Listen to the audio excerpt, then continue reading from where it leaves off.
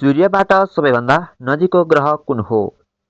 Option A बृहस्पति, option B पृथ्वी, option C बुध, अप्सन डी शनि। यसको सही उत्तर हो अप्सन सी बुध।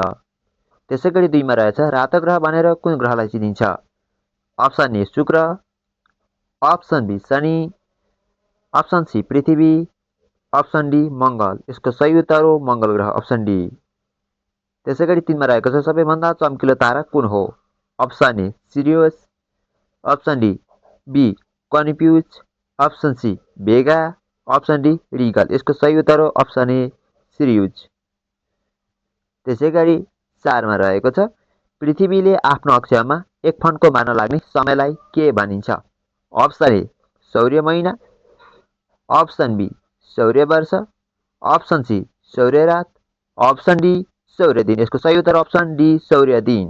त्यसै गरी 5 मा रहेको छ पृथ्वी सूर्यबाट कति दूरी टाढा छ?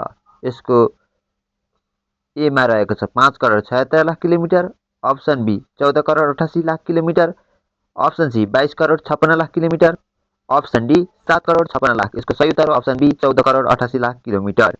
त्यसै गरी 6 मा रहेछ खग्रा सूर्यग्रहण बढीमा कति अवधिसम्म लाग्न सक्छ? Option A 1 minute, option B 3 minute, option C 7 minute, option D 8 minute. यसको सही उत्तर हो अप्सन डी 8 मिनेट।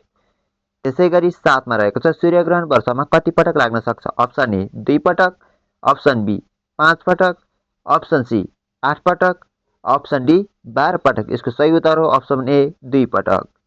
त्यसै गरी 8 मा रहेको छ 21औं शताब्दीमा कतिवटा चन्द्रग्रहण लाग्ने बताइएको छ? ए 20 वटा, बी 85 वटा, सी 24 वटा, डी 18 वटा। यसको सही उत्तर हो बी 85 वटा।